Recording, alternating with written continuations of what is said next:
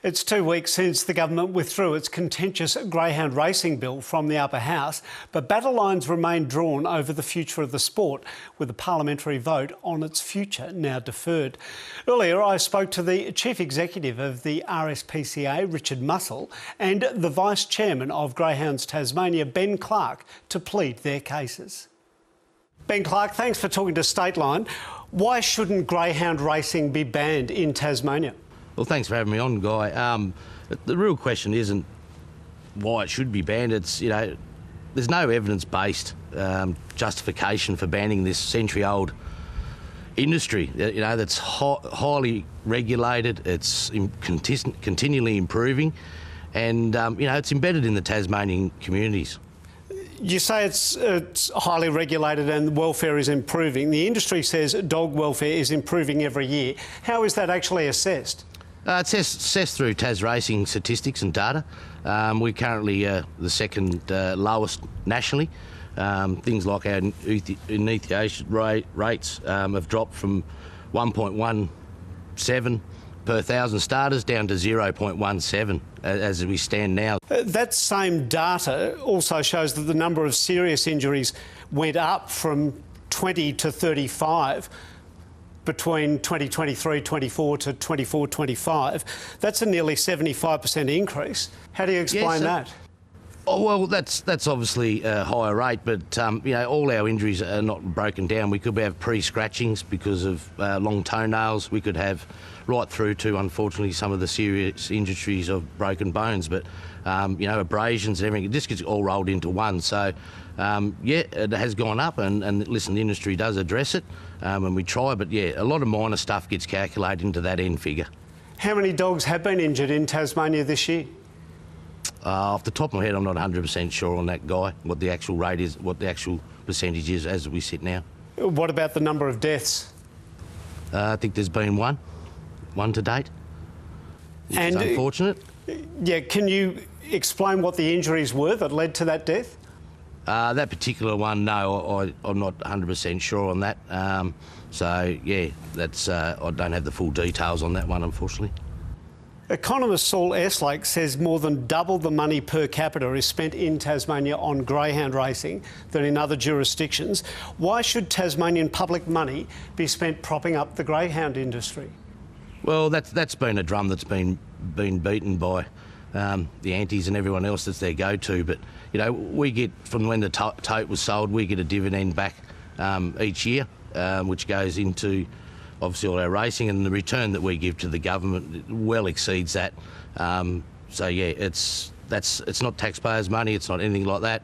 It's part of the tote sale decades ago, and obviously that deed's coming up in 2029. So therefore, can the industry survive without public funding?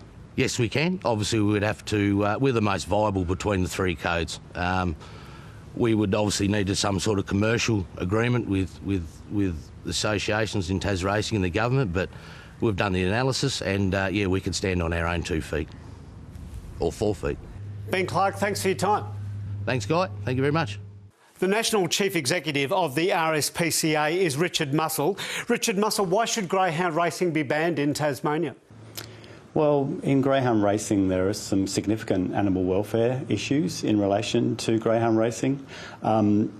Initially, of course, there are concerns around the numbers of greyhounds that are actually bred for greyhound racing. There is an oversupply generally because, of course, not all greyhounds end up racing. So there is an oversupply, and they have to go into rehoming programs. There are issues around the housing and socialisation of greyhounds. These dogs are not socialised and provided with the normal levels of enrichment and socialisation that dogs would have ordinarily, because, of course, they are trained to race. And then, of course, they are faced with the race and the conditions of racing and the overexertion and the high level of injuries and death on the actual track itself.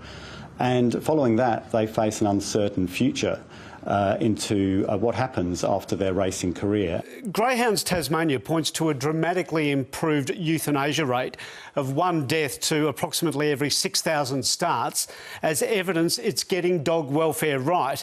In 2018, it was 1 death every 700 starts. Has the industry improved dramatically?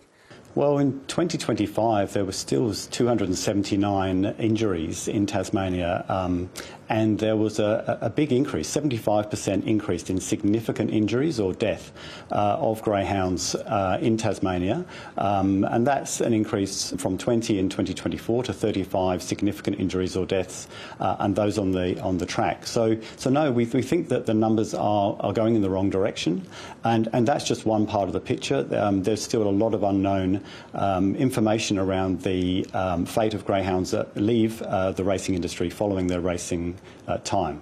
Greyhound racing is continuing in most other jurisdictions in the country. Why should it be banned in Tasmania?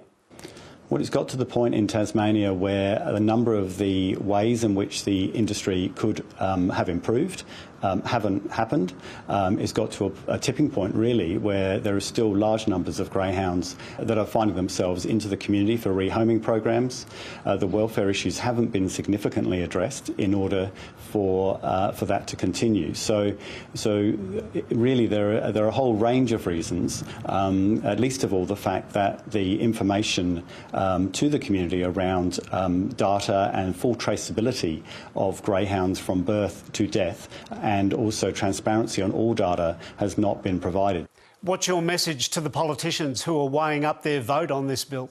Well, we would say that the RSPCA fully supports the Tasmanian Government's bill in relation to this. It's the right thing to do for animal welfare. It's clearly what the majority of Tasmanians want to see. But above all, the issues that we've outlined today really have shown that they can't be fixed, and that no amount of regulation has really shown that it could improve the welfare of greyhounds in Tasmania.